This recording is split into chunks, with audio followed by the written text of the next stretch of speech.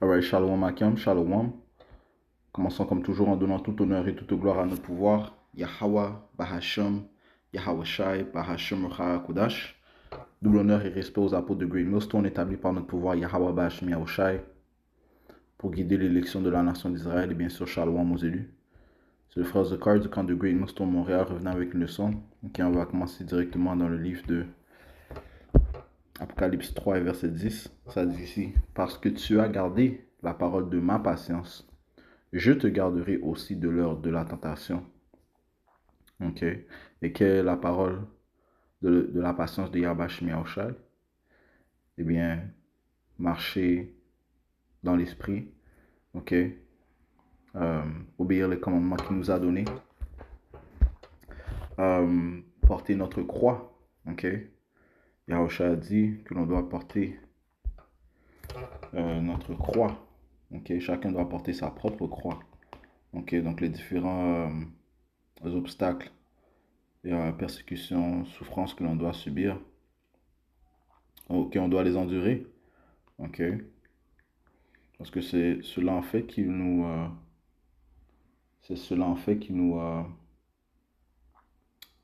perfectionne. Ok.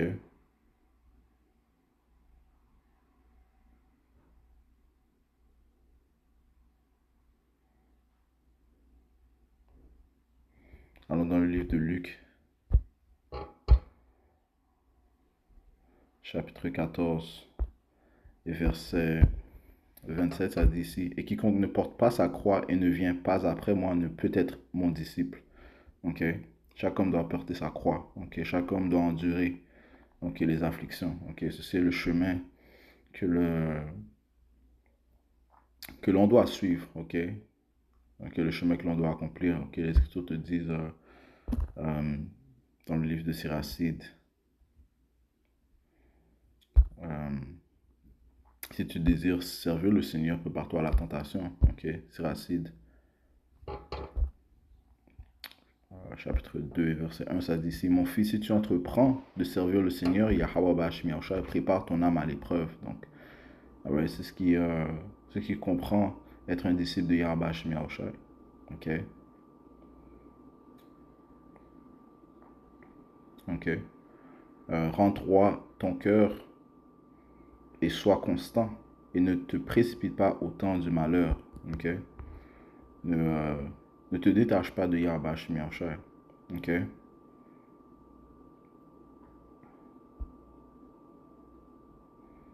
Ok. Ne te délaisse pas de Yahweh Bahashem Yahushua. Au contraire, tu dois t'attacher à lui. Ok. Donc tu dois dépendre de lui. Ok. Les Écritures te disent de ne pas dépendre, de croire à ton propre cœur. Ok. Attache-toi à Dieu et ne t'en sépare pas afin que tu grandisses à ta fin.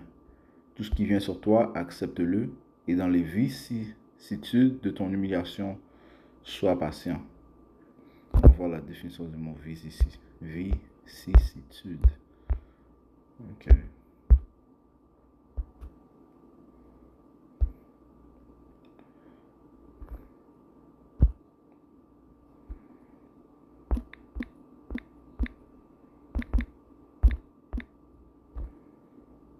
Vicissitude.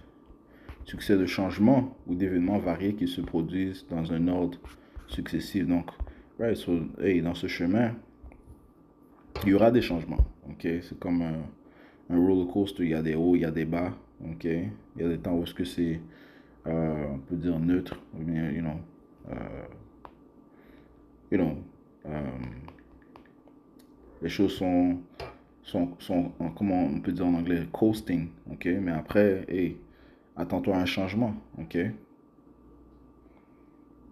Ça dit ici: caractère instable et imprévisible de l'existence marquée par des alternances entre des périodes favorables et défavorables. Right? So, ça, c'est le chemin. Donc, ça, c'est le chemin de la patience. Ok. En fait, le mot patience veut dire souffrance. Ok. Parce que un patient qui est à l'hôpital, eh bien, il souffre. Ok. Ok. Changement ou péripétie subi par une personne ou une chose au fil du temps. Ok. Encore une fois, Dans ce chemin, on doit porter notre croix, on doit endurer les changements, qui sont envoyés vers nous, les difficultés, les tests, les tentations, on doit les endurer, on doit porter notre croix. Chacun a son chemin à suivre et Yahushua guide chacun de ceux qui lui appartiennent. Ok.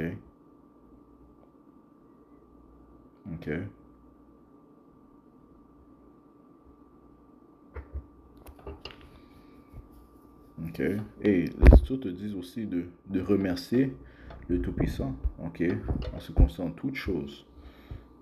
Si je ne me trompe pas, c'est 1 Thessaloniciens 5 et verset 17, ça dit prier sans cesse, en toutes choses remercier. En toutes choses remercier. Dans les différentes péripéties, les différents changements qui se produisent dans notre vie. En toutes choses remercier, car telle est la volonté de Yahweh, en Yahushua Mashiach, à votre égard. Les Écritures te disent que l'homme ne peut rien recevoir s'ils ne l'ont pas été envoyés du ciel. Toutes choses proviennent du ciel. Toutes choses. Retournons à Siracide.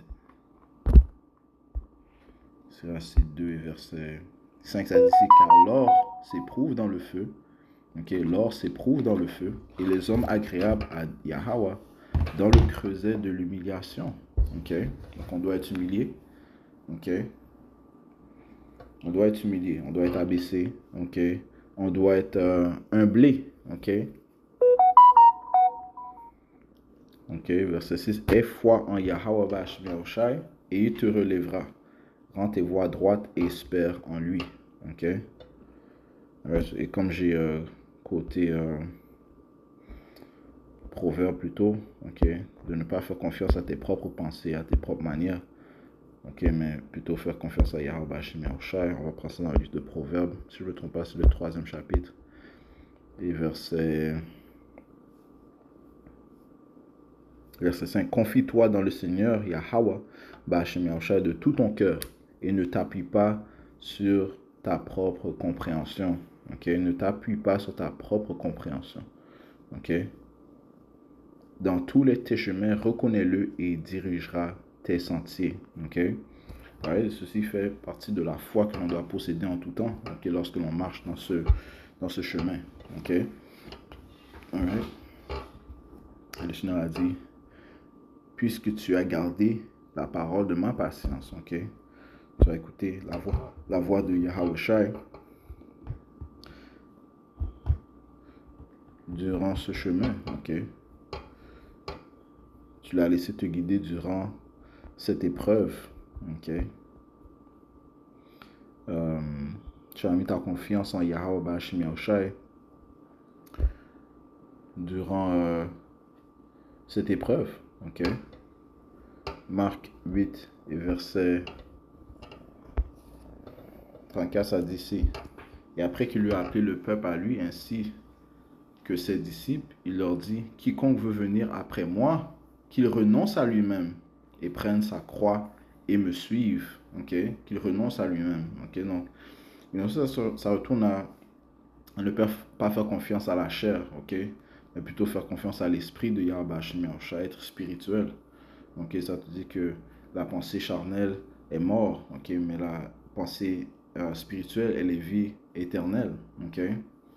Et ce monde marche par une vibration charnelle, satanique. Et bien, nous, on doit renoncer à ces tentations. Et nous renoncer à nous-mêmes aussi parce que, ça te dit aussi que la chair combat contre l'esprit et l'esprit contre la chair.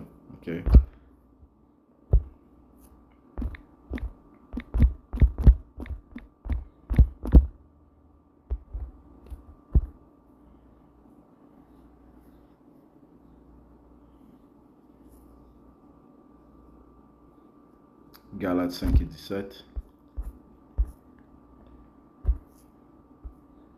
Galates chapitre 5 et verset 17, ça dit ici.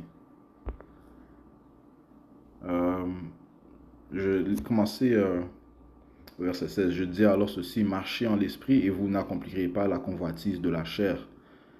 car la chair convoite contre l'esprit et l'esprit contre la chair. Et ils sont opposés l'un à l'autre. Ok? C'est pour ça que dans le livre de Romains, si je ne me trompe pas, c'est le 7e chapitre, Paul parle d'une guerre qui se produit dans ses membres. Ok? You know? Ton esprit veut faire la bonne chose, mais ta chair veut faire l'opposé. Ok? Alright, bien ça touche sur ce même sujet. Ça dit ici, car la chair convoite contre l'esprit et l'esprit contre la chair, et ils sont opposés l'un à l'autre, de sorte que vous ne pouvez pas faire les choses que vous voudriez. Mais si vous êtes conduit par l'esprit, vous n'êtes pas sous la loi. Ok?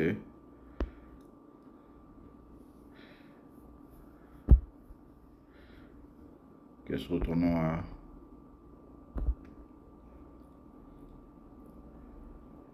Tu es en fait guidé par Yahweh Shem Yahushai. Ok? Parce que tu marches par l'esprit. Tu es guidé par Yahweh Shem Yahushai. Marc 8 et verset 9.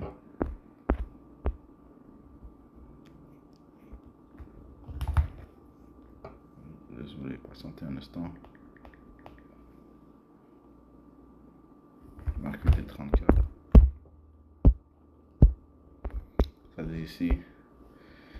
Et après qu'il a appelé le peuple à lui ainsi que ses disciples, il leur dit, quiconque veut venir après moi, qu'il renonce à lui-même et prenne sa croix et me suive. Ok? Ok? Et on doit continuer. Ok? On doit continuer jusqu'à son arrivée. Ok? Jusqu'à l'arrivée de notre Seigneur Yahushua. Ok?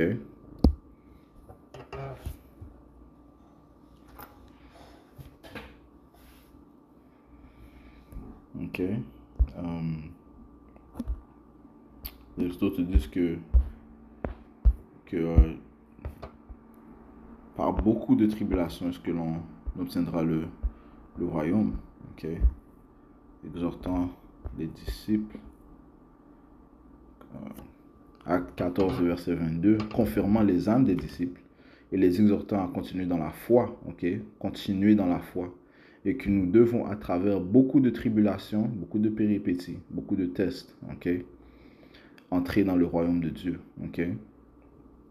Mais comme Paul a affirmé, et par toutes les afflictions, toutes les persécutions, les obstacles qu'il a passés, Yahweh lui en a délivré. Ok, c'est de même pour l'élection. Ok. Alright.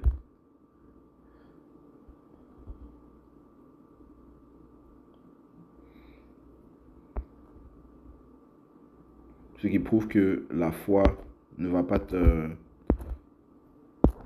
confondre, ok? Elle ne va pas te mettre dans la confusion, elle ne va pas te rendre, elle ne va pas te mettre dans la honte, ok? Yahweh Shemiyahushua a envoyé son Esprit Saint et il te guide. Yahushua est présent, ok? À chaque moment, ok? Si tu te fies à lui, eh bien, il va démontrer sa présence, ok? Ok? Donc, tu n'auras pas honte.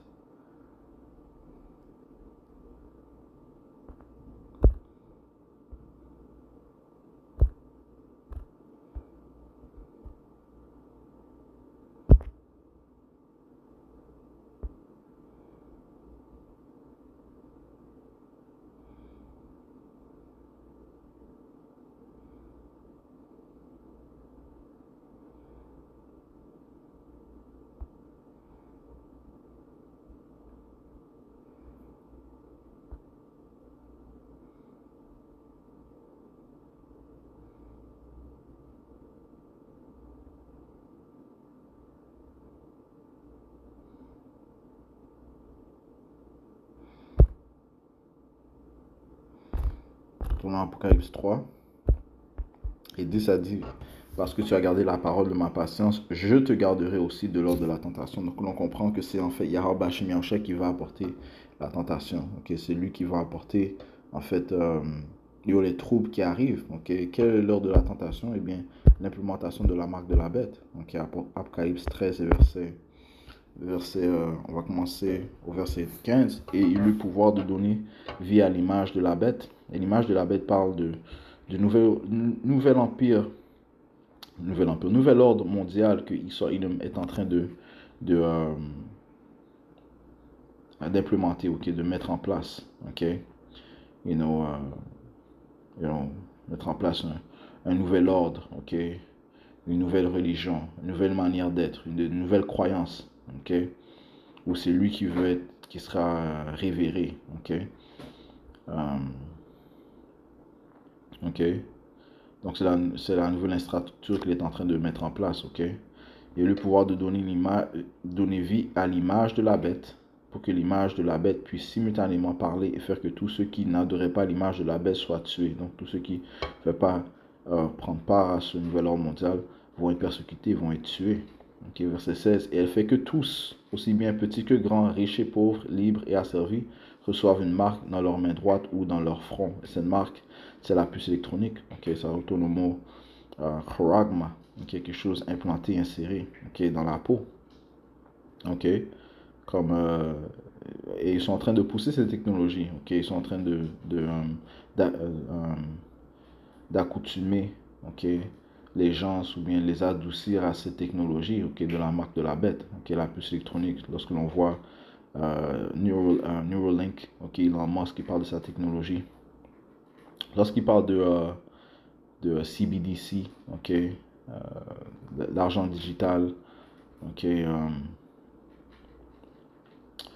lorsqu'il parle de transhumanisme, merger l'homme avec la technologie, et aussi sont des tactiques, des stratagèmes de Esau Edom pour adoucir le monde à cette idée, de merger l'homme avec la technologie, alright, afin que ils acceptent cette idée de prendre la marque. Verset 17. Et qu'aucun homme ne puisse acheter ou vendre sauf celui qui avait la marque ou le nom de la bête ou le nom de son nom. Donc on voit que c'est lié à l'économie. Nul ne pourra acheter ou bien vendre, participer à ces sociétés sans prendre la marque de la bête, la puce électronique. Donc c'est clairement lié à l'économie. Cette marque est une marque physique. Ok.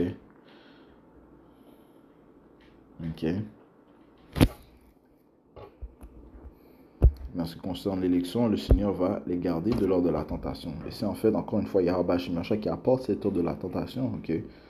Comme on a dit plus tôt, l'homme ne peut rien recevoir si ce ne lui était pas donné de Yahweh Shemashah. Et Jean 3 et verset 27, ça dit ici, Jean répondit, dit, un homme ne peut rien recevoir à moins que cela ne lui soit donné du ciel. Et Esau Edom, celui qui règne dans la forme de ce nouvel empire romain, dans la forme de cette bête, son pouvoir lui a été donné par Yahweh Shemashah. C'est une chose qu'il ne réalise pas dans son orgueil, mais les faits sont les faits. Job 9 et 24, ça dit, si la terre est livrée aux mains du malfaisant, le malfaisant c'est une nation un peuple, qui? Eh bien les Édomites, les fils de Esau, ceux qui règnent présentement dans l'âge où nous sommes. Ils couvrent la face de ces juges, sinon où et qui est-il? Si c'est pas lui, qui est-ce donc? Qui couvre la face des juges? Qui a blasphémé pour le Saint-Esprit, qui a changé, bon, il a fait ça. Il a changé l'image du Tout-Puissant, l'image de son Fils, l'image des anges. Les Écritures te disent ça. Il a blasphémé. Tu peux prendre ça dans le livre de Apocalypse 12 et verset... c'est 12 ou verset 13. Yep. Apocalypse 13, verset 6. Et elle ouvrit sa bouche en blasphémant contre Dieu. Parlant encore de Esau Edom qui vient dans la forme de ce nouvel empire romain, le système de la bête.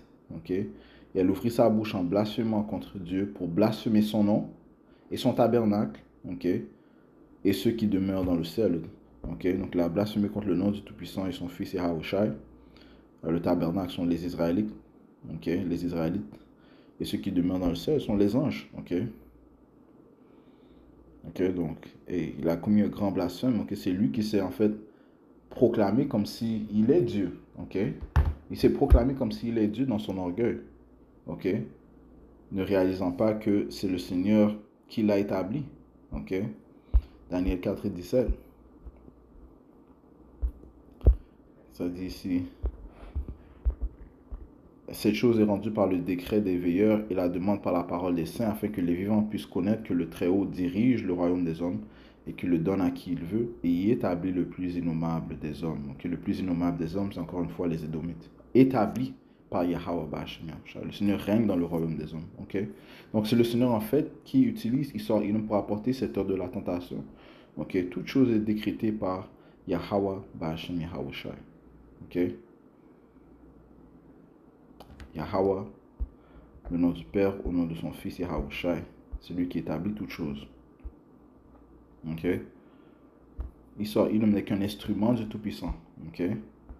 Il n'est qu'un instrument du Tout-Puissant. Ok? Si on retourne à Apocalypse 3, et verset 10, ça dit ici: parce que tu as gardé la parole de ma patience, le Seigneur s'adresse à l'élection de la nation d'Israël. Ceux qui vont garder la parole de sa patience, eux, ses disciples. Ok?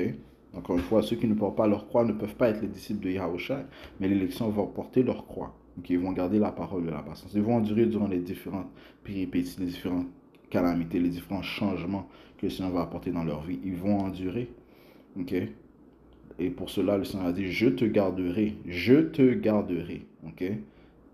Okay? Si le Seigneur a le pouvoir d'apporter la tentation, eh bien, il a aussi le pouvoir de sauver de la tentation. Okay? Bon, ça te dit ça aussi dans le livre de 1 Corinthiens, si je ne me trompe pas, sur le 10e chapitre, le 13e verset, ça dit: aucune tentation ne vous est saisie telle qu'il est commun à l'homme, mais Dieu est fidèle, qu'il ne permettra pas que vous soyez tentés au-delà de ce que vous êtes capable, mais avec la tentation, il vous donnera aussi un moyen d'échapper. Donc, il apporte la tentation et il aussi peut te permettre d'échapper à la tentation. Il vous donnera aussi un moyen d'échapper afin que vous puissiez être capable de la supporter, okay? Et de glorifier Yahweh Shemiachai qui, lui, nous fait supporter ces tribulations, okay? Le feu par lequel on passe. Okay? Encore une fois, on doit remercier Yahweh Shemiachai et glorifier Yahweh Ba'ashem Yahushai. Okay? Non, ceci est un signe de foi. Okay?